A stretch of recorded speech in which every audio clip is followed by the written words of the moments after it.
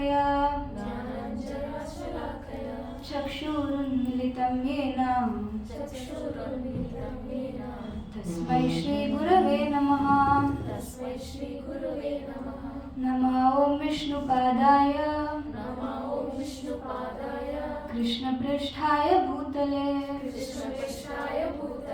श्रीमते भक्तिवेदान्त स्वामिन्निति नामिने नमस्ते सारस्वते देवे गौरवाणी प्रचारिणे निर्विशेष शून्यवादी पाश्चात्य देशतारिणे जय श्री कृष्ण चैतन्य प्रभु नित्यानंद श्री अद्वैत गदाधर श्रीवासादि गौर भक्त वृंदा। All of us loudly with our hands raising in a surrendering mood will chant together. Hare Krishna Krishna Krishna Hare Hare Hare Rama Rama Rama Hare Hare.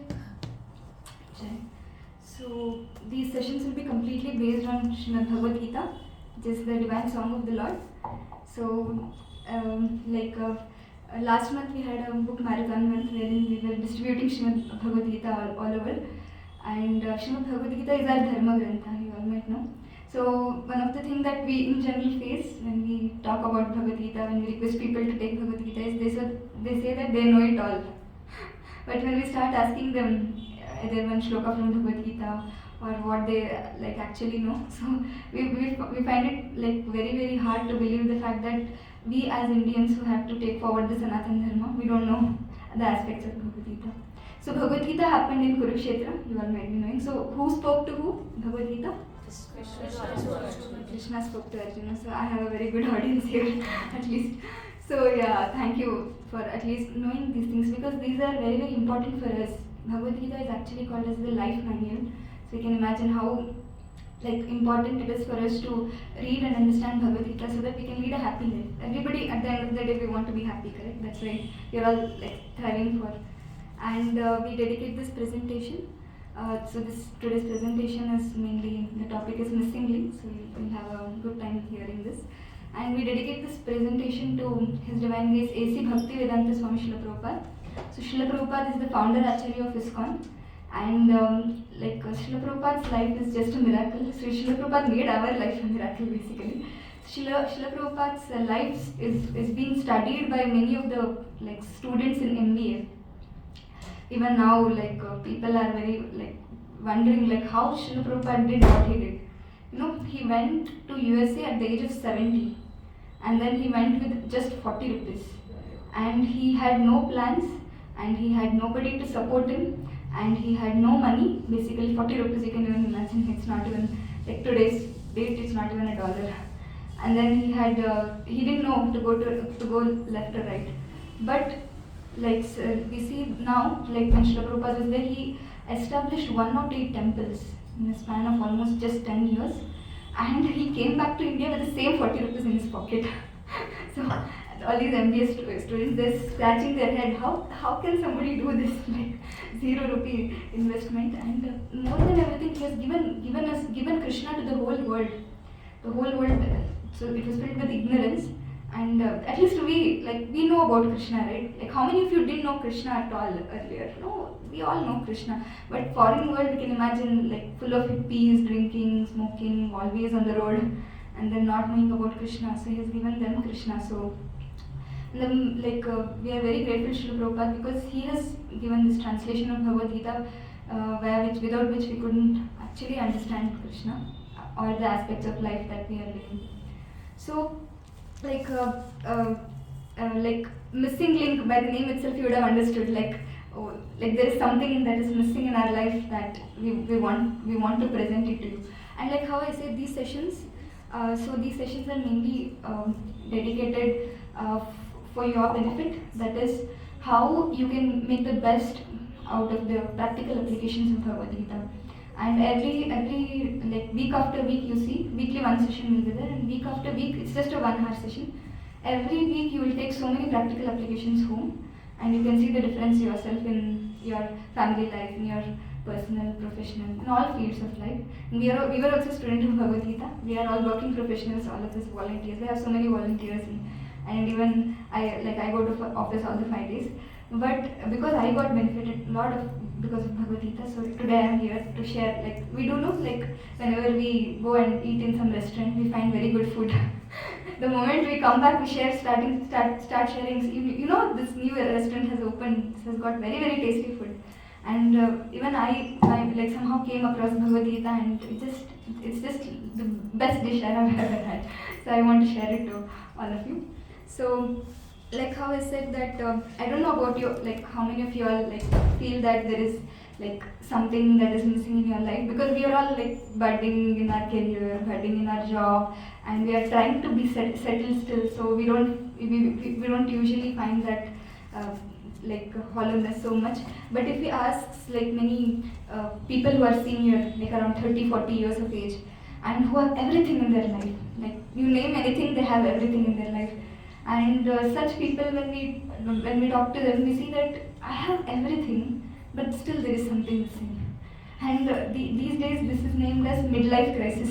And this midlife crisis is now slowly becoming, the age is becoming lesser and lesser for midlife crisis. And even like 10th standard, 12th standard kids are saying that they're in depression and they're going through crisis and things like that. And like even though we see that everything is set in their life, like something is like very much there is a big empty space in their life which they want to fill, and they are trying to figure out, oh, let me buy this phone. Will this phone fill my life? Oh, let me go to this place, this hill station, this place. And then when again they come back, that hollowness it still remains.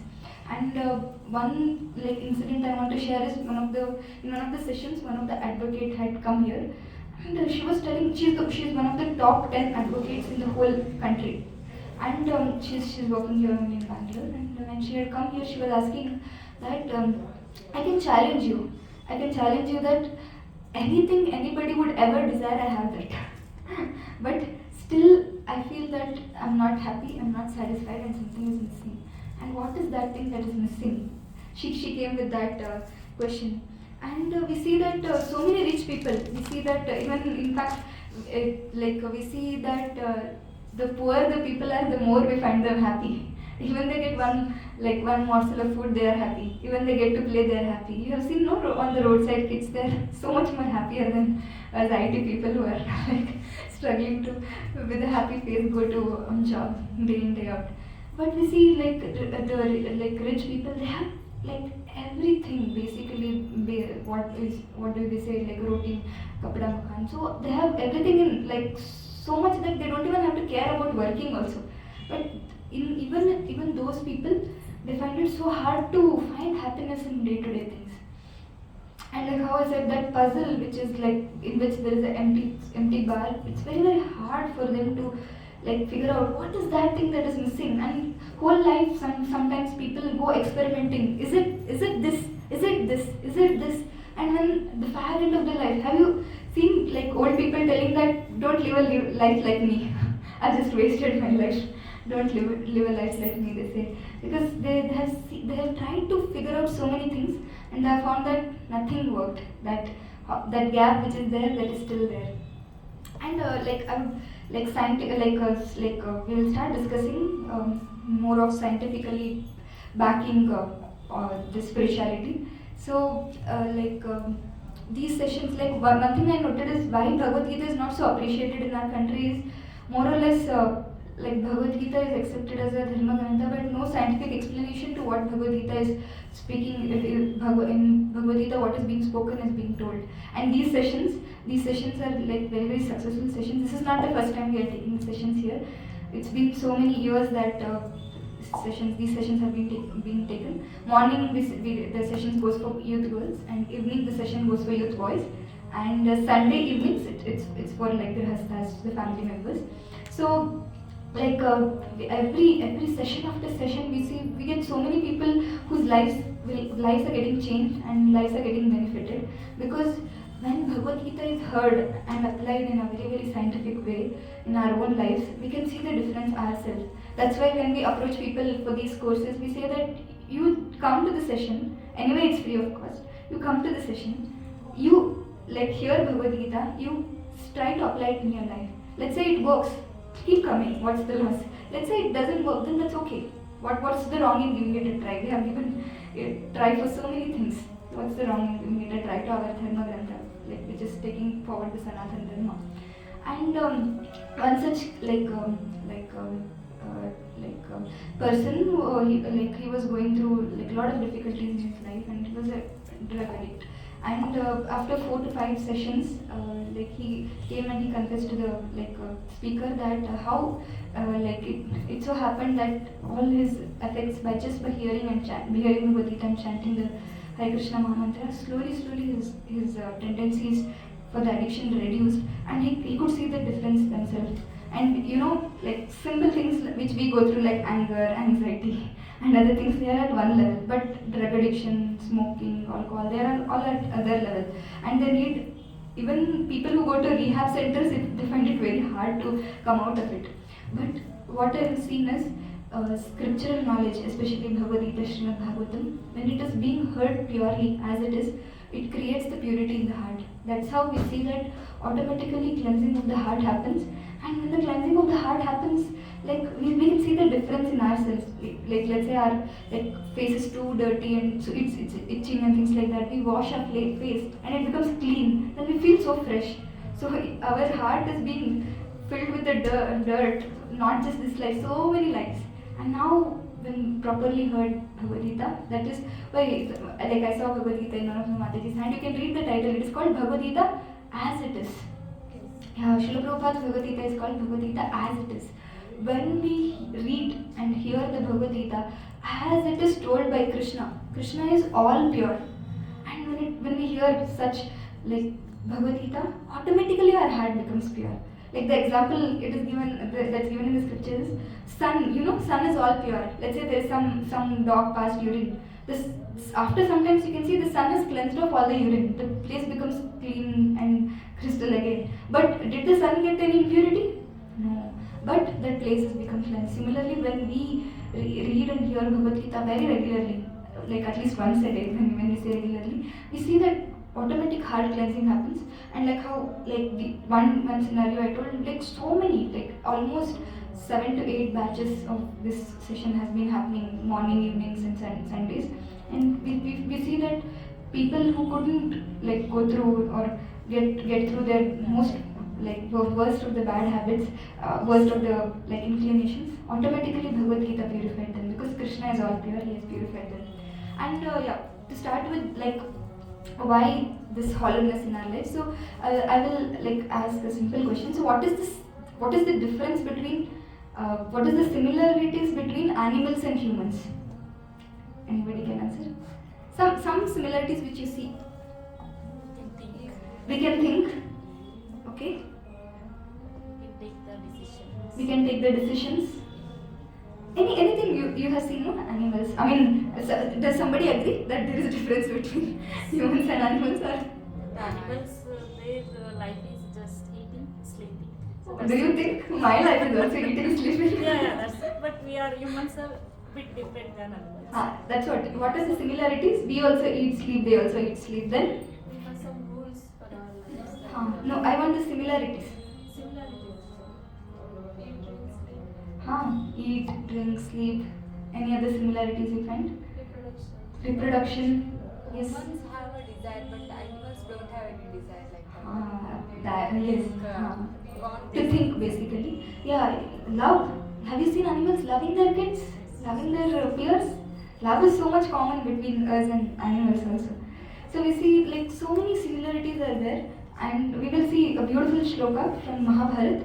So how I said, all that we discuss is from scriptures, and just by reciting these scriptures also we get a lot of purity. So you can repeat after me these shlokas. Ahara nidra bhayamaytunam cha samanyam etat pashubhir nanam एतत् पशुभिर्नाम धर्मो हि तेषाम् अधिको विशेषः धर्मेण हीना पशुभिः समाना. Like how I was discussing that ahara means food basically. So eating, nidra, sleeping, bhaya, fear, so defending. Have you seen like if a baby dog is being like crossing the road or something, the mother is so protective. And even in general, let's say there are birds feeding, like eating on some, nibbling some grains or something. We go near them. They know how to defend themselves. They know how to fly, how to get away from us. And sometimes we see the animal, we get fearful. They see us and they also get fearful because they know that this sense of defending also is common. We want to protect ourselves, our near and dear ones, and they also have that sense of like protection. And then one other thing is maitunam, like how Mataji was telling that production, like basically the tendency to beget kids and take care of them. That is here. The acronym you can remember: S sleeping, E eating, E enjoyment, which is maitunam, and D defending.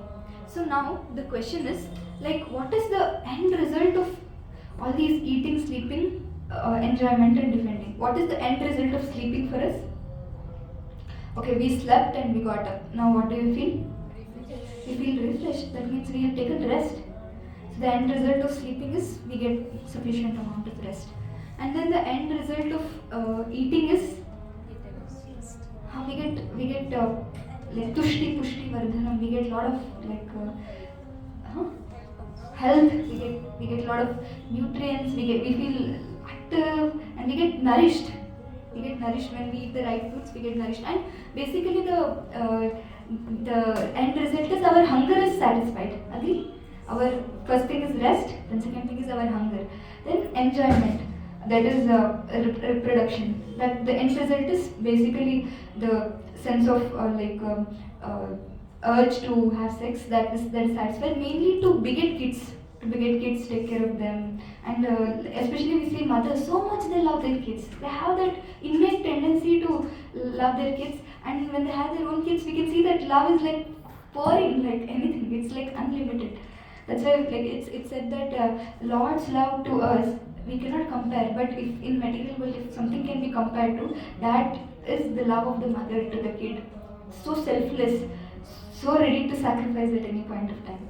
And fourth thing is defending, like how I said, like every bit, like the main what is that result of defending is, why do we need to protect ourselves? Why do we need to like defend ourselves? Mainly to survival, and mainly we want to feel safe. Who wants to be in a like 24/7 threat area? Where we feel that, like, will I even survive now? Will I even survive next moment? So this, if you see the ahara, nidra, bhaya and maituna, the result for the human beings and the result for the animals, do you find any difference? I feel they are same. You can think for yourself. The end result of the eating, sleeping, enjoyment and defending for us and for animals, it's all the same. And the main thing is, like somebody said that we can think. I say that like these, like how I was saying, they are also sleeping. Actually, the difference which I was asking, that see, they are sleeping on road. We are sleeping on a sleep well mattress inside a room, and then eating. They are eating on a road and they are eating whatever they get, and we are eating on a plate, sophisticated way. But at the end of the day, the result is that only tushti pushti. Basically, we get the nutrients and we fulfill our hunger. And then enjoyment, basically like how you are told, like we get kids and take care of them, show love to them, and nicely like protect them. And then defending, like here we see like everybody has a tendency to fight, even humans and even animals. Maybe animals fight for a point of time only, but humans fight, we don't know, like silent war goes on forever. So we are worse actually. And somebody was telling that the difference is that we have a tendency to, like, we have this ability to think But like I say that even animals have the tendency to think.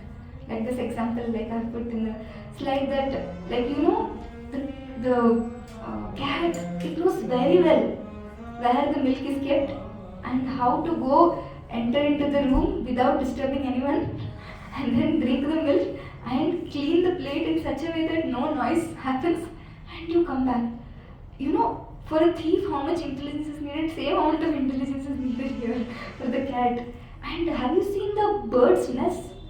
Like, so much creativity is needed. If somebody asks us to do this kind of nest which doesn't go, like even for me to tie the garland for the Lord, like a flower garland, if somebody little, if they pull, the garland will come out and flowers will be in our hand. But like when we were kids, we used to find this nest here and there, and when we used to try to pull nest, we cannot even break the nest. It is so hard. And so much of intelligence is needed, so much of creativity is needed for animals also, for birds also, to build a nest. And like in this way we see that animals also have intelligence. But the point is, animals will use this intelligence only for 4 things. What were the 4 things? SEED, which we discussed. Sleeping, eating, enjoyment, and defending. So animals use this intelligence just for that. You can see like how I said, cat is using its intelligence for what? It's using its intelligence to get its food, and the bird for its protection, for its like place. And any animal you see, they have a lot of intelligence. They know how to, like ants. They know how to go and pick the sugar kernels, where to store, when to take it, how to go in a queue. Everything they know, but they know it only for these 4 things: sleeping, eating, enjoyment, and defending. And if you see, then how are we special? Anybody can think of how are we special? Mainly, we, like how Mataji was telling, we have intelligence. We have special intelligence, which is higher than that of the animals, and we use that intelligence for, again, you can remember the acronym. A is for ability to higher inquiry. Let's say now I'll give you a session of 45 minutes, and then I will also invite a dog, and the dog sits next. You're checking if the dog is. And don't worry when I'm scared of dogs. Okay, so the dog comes and sits. Let's say after the end of the class, I ask for all your realizations. At least you'll be able to share one point. At least the point which you have heard clearly. Let's say seed, or like now whatever the acronym I'm telling. One point you can remember. Do you think dog can tell anything? Dog can remember anything? No, not possible. And especially this ability for higher inquiry, why are we suffering? We ask, no, why me? Oh Lord, why me? Why am I the chosen one? And then we also see that what happens after death? Why are we even going through this? So many questions we have. Dog never goes through. If somebody throws a stone at the dog will happily protect itself from the stone, and then it will figure out what task to do next. But if somebody throws a stone at us, we will be 100 days we'll be thinking, why? Who is that person who threw a stone? Why did he think? Why did he throw? What should I do now? How should I protect myself from the stone next time? 100 things we'll think. So we have a ability for higher inquiry, especially inquiry about who we are, why are we here, why are we suffering, and so many, why good things happen to bad people, and why are 2 people born at the same time, and somebody is rich, somebody is poor, somebody is happy, somebody is sad. So many questions we have actually. These questions only in the human form of life we can ask. And the bliss factor. Bliss factor is that we see that how we have a tendency, we have that variety is the mother. They say, we want to go to different restaurants, try out different things, and we want to go to different places. We are trying, we have that aspect of bliss.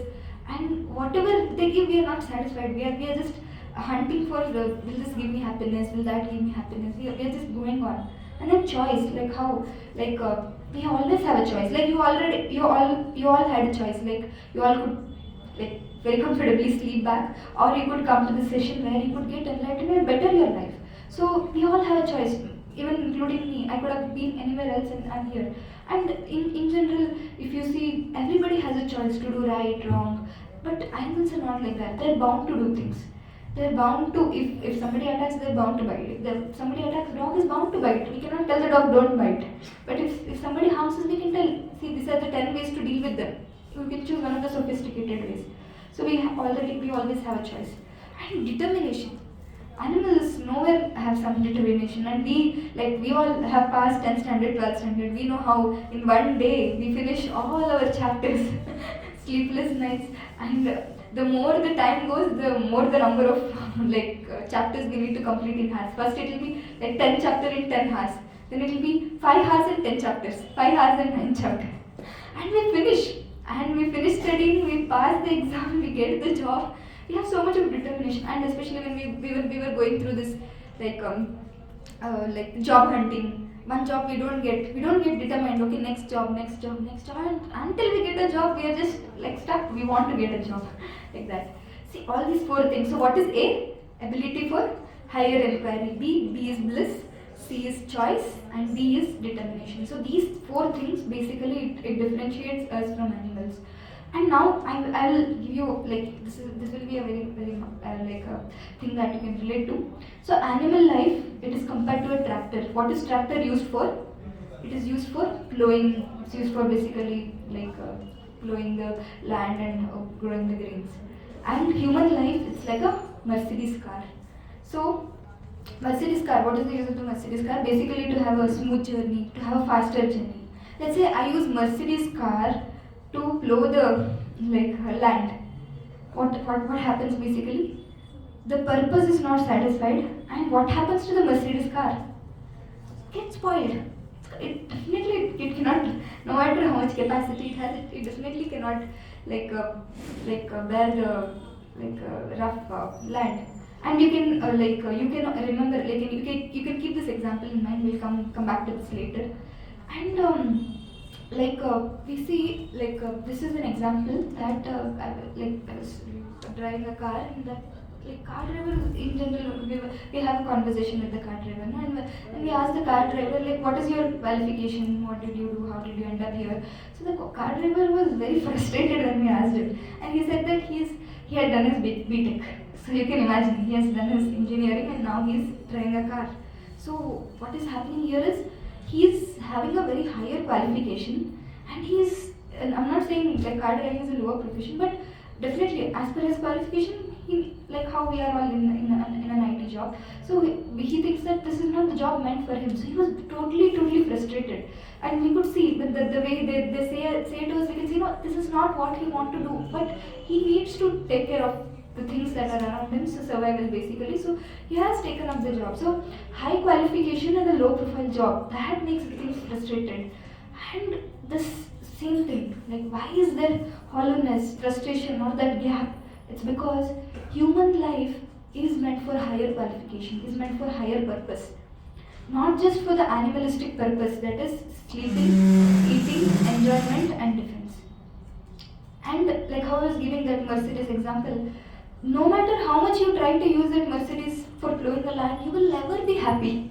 And that Mercedes also will get spoiled over a period of time. And no matter how much high qualification we have, and we don't end up in proper job, we will be frustrated itself. Similarly, this body, it's meant for this. We've been gifted with this higher intelligence for a higher purpose. We discussed also A, B, C, D, and this higher purpose, when it is not fulfilled, automatically there is some hollowness. And if you see, when we start behaving like animals, just doing the animalistic activities, it's like we are using the Mercedes Benz for plowing the land. We are just stuck with this. We are just stuck with the eating, sleeping, mating, defending in a better way. Better way means how I said, we feel like we are advanced, we are economically advancing forward, and we are doing things better. How I said, sleep well mattress, eating in a plate, or eating in hotels, eating within a room, and then not being on the road, and then defending in a very sophisticated way. But all these things, it doesn't, because it's the basic thing for any living entity to go through this, and we are also going through this. And when we don't realize, when we don't fulfill the purpose for which we are here, that's when we see that yes, that gap still exists. See, if you see in general, if I ask someone what is you have this hollowness, so what are you doing to fill that hollowness? First of all, why do you think people try to fill the hollowness? Why do you think, what do they want? Happiness. There's just one word in two big quotes and bold, that is happiness. there are so many things like peace, joy, so many things. But at the end of the day, everybody wants to be happy. They want to fill that void and they want to be just happy. And we see that like people may say, what do you want? People may say, I want money, I want job, I want good relationships, I want friends. But at the end of the day, like in the below layer, what is there in the below layer? Everything leads to that only. That better eating, sleeping, enjoyment, and defending. And if we ask them, so what are you doing to fulfill this? To fill this gap? People say, I sleep more, I eat more. I mean, we can question to ourselves whenever we are feeling little frustrated, angry, or empty, or when we don't have people like near and dear ones around us. We tend to eat more. We tend to eat something that we like the most, or we don't want to get up from the bed. Especially when we are going through some tough situations, we feel like I'm done with this. I just want to sleep more because we feel that yes, I need more and more of sleep, and fight more. Basically, people, the problem that is causing their hollowness, the solution they are finding is to do it more. And you can try to figure out, the more and more you use the Mercedes Benz on the land, the more and more you are just harming it. And there is no the purpose is nowhere getting fulfilled, and the end result is never happiness. It's the frustration. This person was going through no frustration. The same frustration everybody is going through. And we see that there was one person who was saying that what do you like? He said that I like eating in restaurants, and then he said that in Marathali all the restaurants have covered, and then his daughter, like at one point of time when they opened a new restaurant, his daughter was telling him, Papa, this restaurant you didn't eat, and then at that time he was feeling that I guess I'm doing something wrong. I'm teaching something wrong to my daughter. And then he came. Then he was asking like, what people are in general doing? They're just hunting for more eating, more sleeping, more enjoyment, more defending. They're just hunting and they're just worsening their problems basically. And like how I said, we want to fill this happiness. We want to fill this hollowness because we want happiness. We want to be satisfied. We want to be peaceful. At the end of the day, we are doing so many things. Like at every phase of our life, what was promised? We 10th standard you get happiness, 12th standard you do nothing more to be done, you get happiness. And then they said, just a job, you'll be happy. And we see that happiness is just getting postponed. Peace of mind is just getting postponed. And we hardly find time to breathe and relax and feel that yes, this is what is it. And some people, they don't even find that, and that's when we see so many cases of this suicide and anxiety attacks, panic attacks, and all these things. And everybody is searching for that one word, happiness. And we see so many people advertising for happiness in a very fake way. And if you just come from Belandur to AECS layout, or I came from JP Nagar today morning, and I see, today morning I saw so many advertisements. Like, okay, this big villa, there's a beautiful place, and this is the only way for your happiness. The key for your happiness is buying this villa. And then car industries, they have their own advertisement. If you don't have this car, then you will never be happy. And then this bike, and then even all these things, like even in the when I was coming through, I saw that even in malls they advertise all these things. I mean, these things were not at all of matter for our parents, grandparents, if you see. And see, the more we are so-called advancing, the more we have to become happy actually, if we are actually using our intelligence in the right way. But if I ask you a question, do you think our grandfathers were less happier than us? Grandmothers, they were much more happier than us. Do you think they were much richer than us? May not be, but they were more happier than us. The happiness ratio, the happiness percent is decreasing, and the complications are increasing, the frustrations are increasing, and the advertisements are super increasing. Every 2 yards, every 2 feet we go, we see some advertisement, and we fall for it basically. And if we objectively analyze actually what we need to in general become happy, let's see what Shastras has to tell for us. So this is a famous pyramid. Basically, it tells the 4 needs that we actually have in our own lives. So these needs are physical need. So what comes in physical need? What do we need to fulfill physical needs? Eating some food, then sleeping, taking rest for a physical need, job, because we need money so that again we get roti kafta. And then what else we have? Enjoyment in general, basically to fulfill the physical needs. Then psychological need is like we want to get appraisals, we want to get we want others to praise us, we want others to recognize us, and this need is there in again every human being. And then third thing is emotional need, like the need for loving others and need to being loved. So this need is also in everybody, it is there. See, these three needs also, like before going to fourth need, three needs also, if you see, there are so many people in this whole world, they have fulfilled this need to the fullest extent.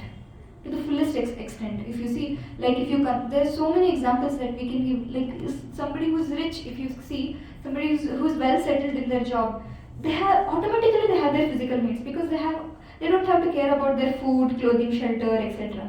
And then psychologically they will be going to like offices and things like that, and then they'll be like so happy with like whatever they get, basically the appraisal and things like that. And emotionally they'll have a family. Like if you see, earlier I was also hearing hearing a lot of songs from this Linkin Park. He was a famous American rock band artist. How many of you like have heard about him? A few of you. He's a very famous like rock band artist, and he had everything. Like how I said, no, you name everything a common man would have. He had everything. He was so rich that his 4 generations could sit and eat because of his fame for the songs basically. And here we see that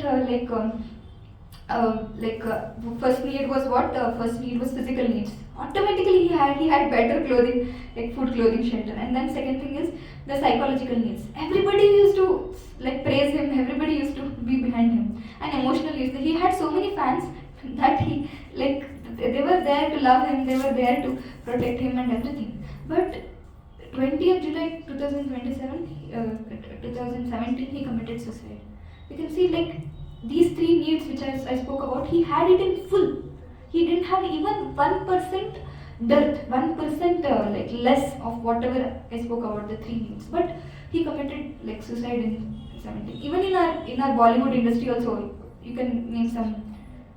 Sushant Singh Rajput, even he. There's so many. Like recently, the CCD owner also committed suicide. Like we can see so many, and these are not the poor people. They're the richest, and they have all these 3 needs fulfilled to fullest extent.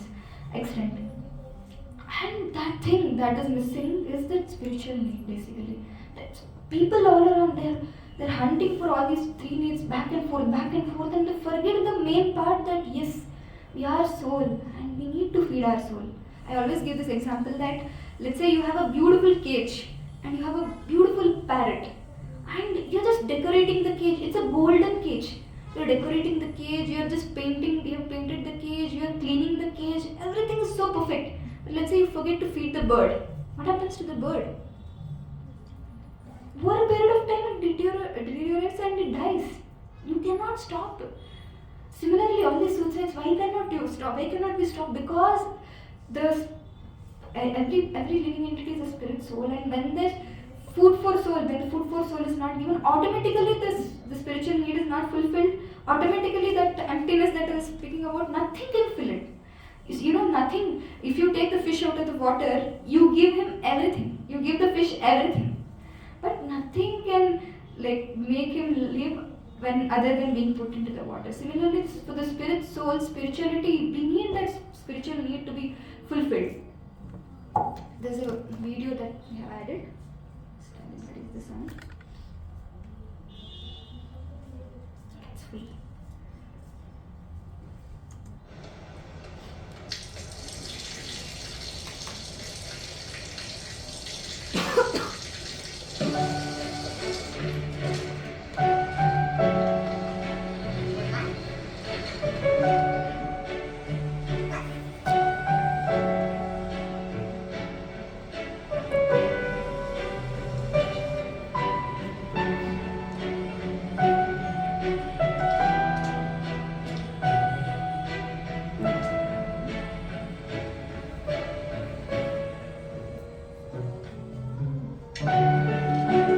What does he get in return for doing this every single day?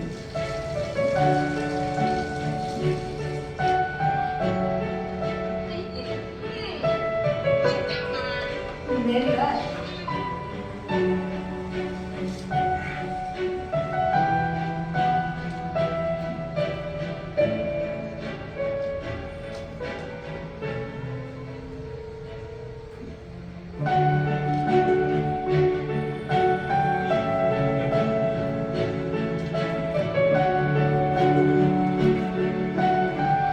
He gets nothing.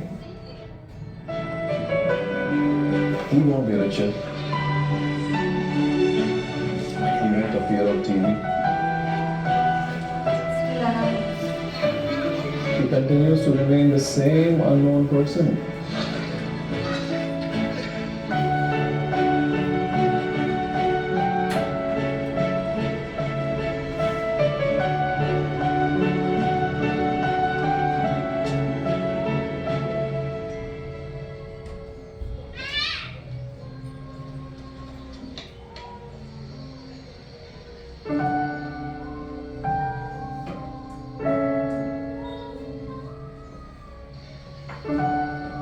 But what he surely receives are emotions.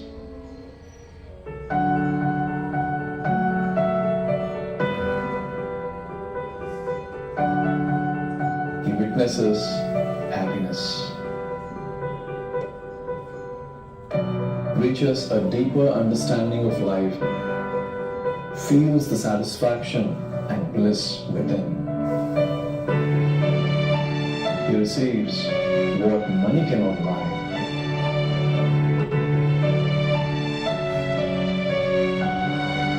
Happiness is not external business, it's an internal one.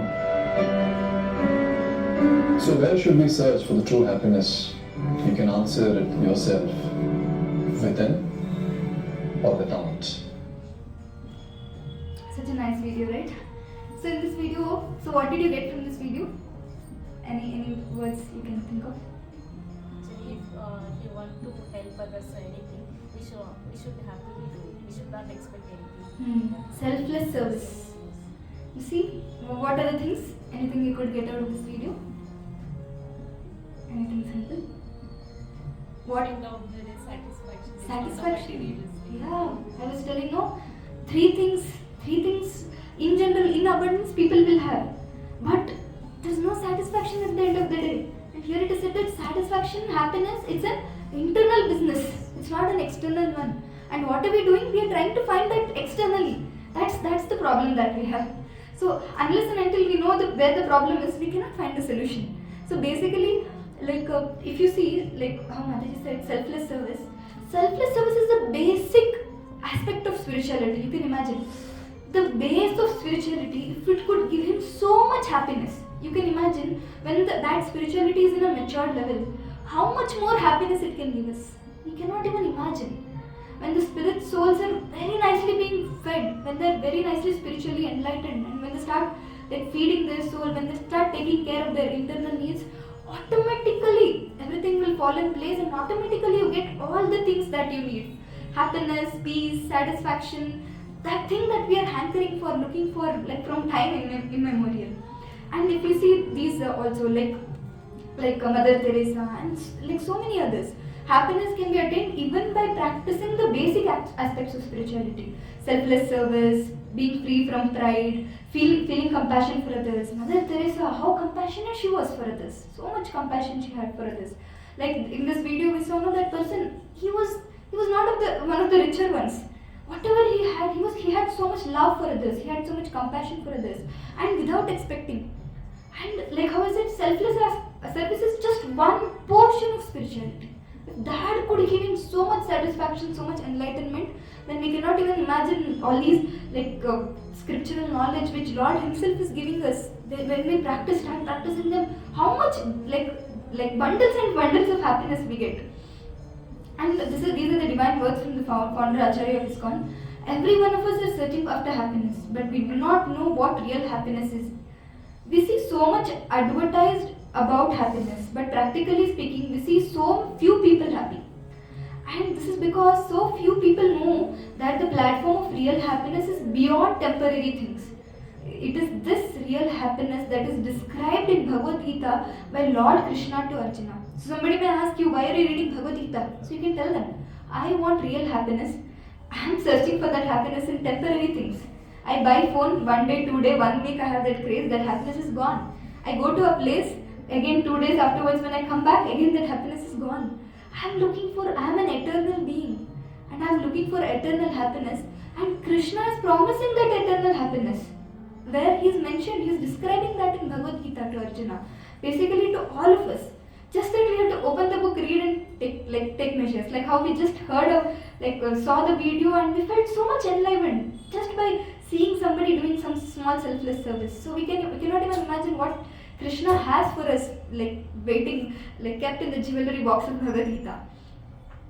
And the goal of these sessions are, like how I said, it's basically to make you come to an understanding that yes, the thing that is missing is spiritual needs. And all these three needs which I mentioned, the physical need, the psychological need, the emotional need, you have been giving to yourself from so long. From the time we are born, we have been given all these three things. Yet, if we feel something is missing, or even if we may not maybe feeling now because we are in the high point of our life in the youth, but at one point of our time when we start feeling it, then we should know, yes, this is the solution that I am actually looking for, and that solution is from the divine teachings of Bhagavad Gita, basically to feed my soul. And this can ensure that we get a positive, enthusiastic forbearing and divine consciousness. And see, when we are happy, when things are goody, then everything will be good. It doesn't even matter to us, all these things. But when the difficult time comes, at that time also, to get over those difficult scenarios in a very positive note, we need the spiritual strength. And see, we are not promising anyone that, oh, you don't get problems. Even Arjuna had problems, that's why Bhagavad Gita was spoken to him. We are only, the second aspect of these sessions are that we are trying to help you come out of that negative situation, have a fresh perspective basically. That perspective is mainly from the scriptures like Bhagavad Gita, Srimad Bhagavatam, and basically by just practicing this, doing these spiritual practices like coming to these sessions, association of the like-minded people, and then hearing Bhagavad Gita, reading Bhagavad Gita, and then chanting Hare Krishna Mahamantra, you can see the difference in yourself. It will be immense. Your perception changes. Like I always give this example that, let's say there's a high-rise building. You stand in front of the building. How the building looks? So high.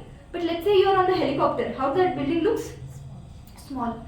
You can think yourself, whole day will be good and some small portion is bad. What does the mind do? Just zooms that small portion that is bad to such an extent that you'll feel my life is gone. But if you see these scriptures, they definitely don't say that no, you won't get problems. They say that when the problems comes, they give us that higher vision, that helicopter vision, that these things start looking so small that our happiness, our peace, our satisfaction, it comes to the front light, and it stops bothering all these external things. It stops bothering, and how it was said in that video, happiness is an internal thing, and that internal thing starts shining. And that's how we see that, you see any spiritual person who is actually practicing spirituality very nicely, you can see that glow in his face. All the time he's having that spiritual strength backed by the mercy of the Lord, and all the time he's ready for all the challenges. He's above all these petty difficulties which we find it so hard to overcome. And I also want to say that people say that Bhagavad Gita is such a old scripture, why to follow it and things like that.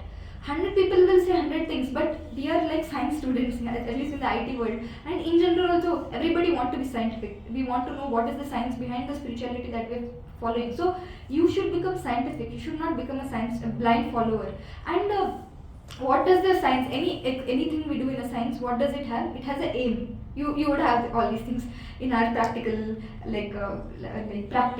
these things, subjects in the colleges. So to understand Bhagavad Gita, so what is the aim of Bhagavad Gita? To understand what is our aim, understand Bhagavad Gita, how Bhagavad Gita works for the modern age.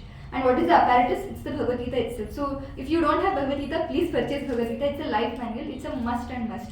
And when you start reading Bhagavad Gita, you can see the difference yourself. Even like when I share it with my friends, I tell them that Bhagavad Gita is the one-stop solution to all the problems of our life. And it's not just like that I'm telling. It truly happens. It truly, like, you will truly get that, like, the solutions to all the problems. That's how I started my Bhagavad Gita reading, my Bhagavad Gita hearing, and it has helped me. And procedure is to study and implement. Like how I said, don't blindly say, okay, I have heard of Bhagavad Gita, but maybe it works or may not be. No, you take Bhagavad Gita, you study it, you ask questions. These sessions are meant for like asking questions, how it is like applicable for your life. You start practicing. See, like how it is said, you don't have to leave anything. You just have to practice the life according to the manual. That's it. And then when you start practicing, you see the difference yourself. That is the result. And yes, I can see the transformation in myself. Today I am here because I could see the transformation in myself. Let's say after few sessions, you can see the transformation in yourself. Continue reading Bhagavad Gita, and it's like one-time investment. That's what I say, like to my parents, to my friends, that one-time investment. If we go to a hotel, eat one dosa, that's it, done. The amount is gone, the dosa is also gone. But Bhagavad Gita is not like that. You take once, you can read again and again and again and again. Especially when the difficulty comes, when you read, you get a lot of spiritual strength. I can guarantee you that. And you be a scientific follower, you come to these sessions, hear about how to actually understand and read Bhagavad Gita, you apply it in your life, and then you see that my life is becoming better. And then you continue reading Bhagavad Gita. Otherwise you drop it, that's okay. Like same thing we do, no? We want some red solution, we try to mix something. If we don't get a solution, what do we do? The red solution, we just throw it, that's okay. But without trying, without coming to these sessions, without giving it a try to read Bhagavad Gita, don't just like fall for all these outside advertisements, which is just a trap.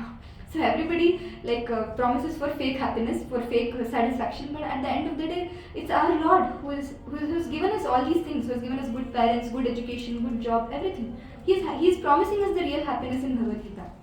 And Bhagavad Gita works or doesn't work, you can find it for yourself. And see, Muslims have their own scripture, they have Quran, and Christians have Bible. Similarly, for us, Lord has given Bhagavad Gita. So we have to at least give it a try. That is my humble request. So the summaries, we discussed about what are the four differences between us and what are the four similarities between us and animals? Seed, sleeping, eating, enjoyment, defending. And what are the differences? Ability to enquire, then bliss, choice, determination. And then we discussed why there is hollowness. We gave the example of Mercedes-Benz and tractor. You can always remember these examples. See, if we discuss in just the theory, you cannot always remember, but you can always remember, like whenever you're just going, we discussed about the three needs. How everybody, including us, we are just focusing on those three needs, and how we still have that hole left. And then what is everybody searching for? Happiness. And then we also discussed that four needs. Like what was the first need? Physical need, psychological need, emotional need, spiritual need. And we saw that how the Linkin Park, and then how so many other celebrities, famous people, rich people, they had all these three needs to the fullest, fulfilled to the fullest. Yet they had to give up their life, yet they had to go through the crisis, because what was missing was the spiritual need. And we also ended up saying that just don't be a blind follower. This is the right time. See, when I got my Bhagavad Gita, so I never knew all these things. When I came across these sessions, and when I saw that how these sessions are helping me, that's how I realized that this is the best thing anybody can even get. And if you see, the investment is very, very small. All you have to do is just take a Bhagavad Gita, a small book, and invest 5 minutes of reading Bhagavad Gita per day. And the benefit is immense. And who is getting benefited? Not next person, not your neighbor, not anybody else. It's you who is getting benefited. And you have been trying so many things to get over all these difficulties and finding happiness. Give this a try. This is our scripture, and then this is what Krishna has promised, and this is what. See, how I said, there's so many case studies even in YouTube. You can see so many people who have applied Bhagavad Gita in their life, and they're emerged successful. It's not just like that we are telling you that Bhagavad Gita is a life manual. people have applied the teachings of Bhagavad Gita, teachings of Krishna in their life, even including us. We have applied, we have seen the difference, and that's why you see, all 5 days I go to office. Today I could just sleep and just take rest. Why am I volunteering for this? Because I know that this is what gave me strength, this is what gave me happiness, this is what I should do, that give that to others, so that they at least try, give it a try, and if it works, that's well and good. If it doesn't work also, it's well and good. There is no harm actually. So we are having a series of sessions in the coming few weeks. So we have a lot of sessions based on Bhagavad Gita, which is like completely practical, and every day you have a lot of takeaways you can apply, and then you can be in all areas of your life, in professional area, in personal area, in interpersonal development, everything basically. So we have these sessions, and it'll definitely help you, and like how I said, these are like from pure Bhagavad Gita. So if not anything, just by hearing and reading Bhagavad Gita as it is, you get that purity, via which you can see the things as is, like you can see the clarity. If a mirror is filled with dust, can you see yourself? No. But if that dust is cleansed, you can see yourself. Similarly, the dust is being cleansed by this like powerful Bhagavad Gita, just by hearing and reading and by chanting the Hare Krishna Maha Mantra. So my humble request is, please don't miss these sessions. I know 10:30 like morning it's little difficult, but definitely after like couple of sessions you can see the difference yourself. We all want to become a better version of ourselves, and we have given so much try. So let us give this also a try, and if it works, it's for your betterment.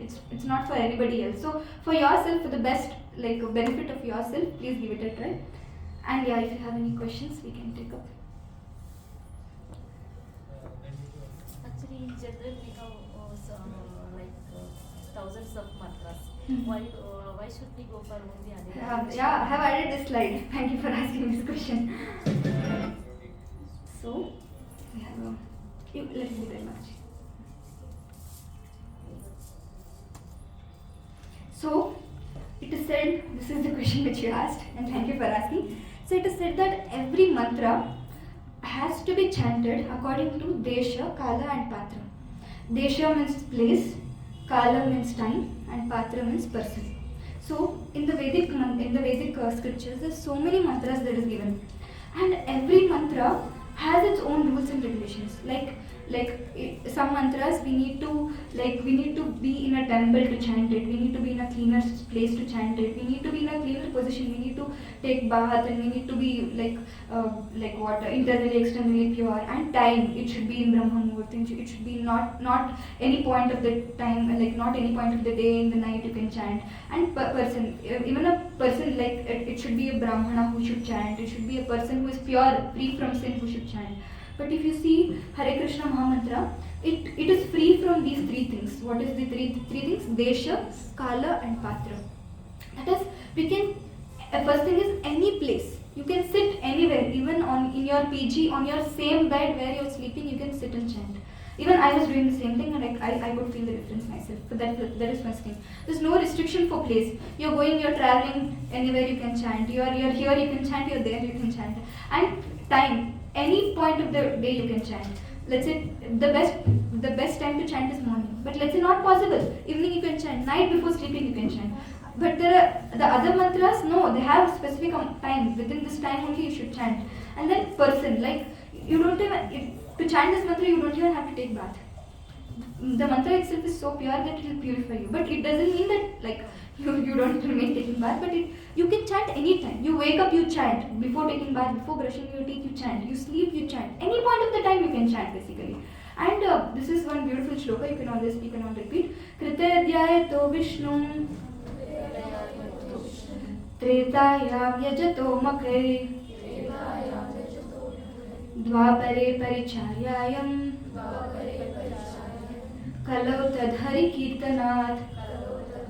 So this is one more reason why we are chanting Hare Krishna Maha Mantra. So every yuga, Lord gives one yuga dharma. That yuga dharma is connect to the Lord and become happy.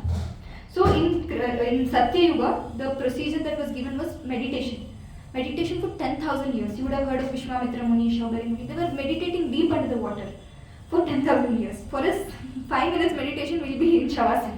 We will be deep sleep. Then second thing is Tretayam Yajato Maki. Treta Yuga, Ashwamedha Yajna. Have you heard? Putra Kameshti Yajna. They were yajnas. And you can imagine, let's say I tell you that for you to connect to Lord, you have to be 100 horses. Can you bring 100 horses? Not possible. Then Vapare Parichaya, deity worship in Vapara Yoga. Highly qualified brahmanas are needed. They have to like chant the mantras very very clearly, and then they have to offer high quality ghee, high quality ingredients. Now even the A2 ghee is not so pure. It's almost mixed with impurity. And if something is missing, it doesn't work basically. Any of these things, if something little there is deficiency, the process doesn't work. But in Kali Yuga, the process that is given is Tad Kalau Tad Hari Kirtanat, chanting Hare Krishna Mahamantra. And this is given in Srimad Bhagavatam, which was written by Vedavyas himself.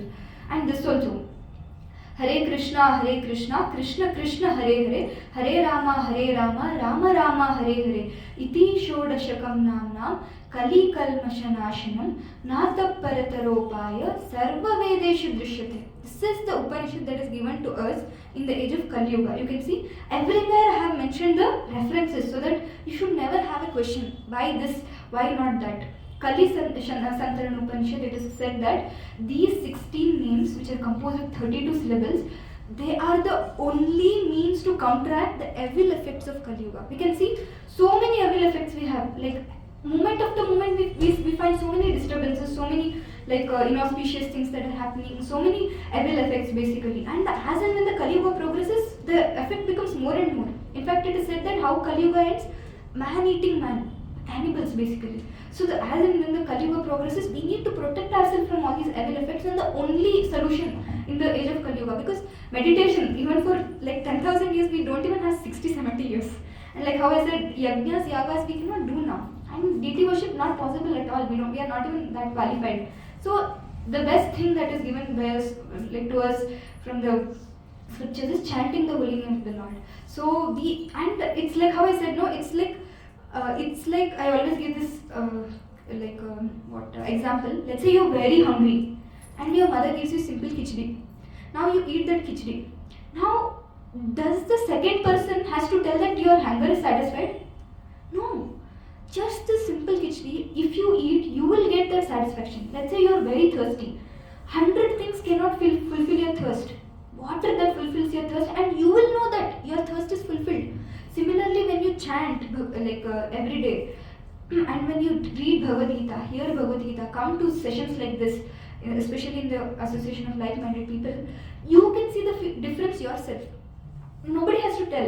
In fact, people will start telling. Like when I started going, my parents started telling that this is the difference in yours.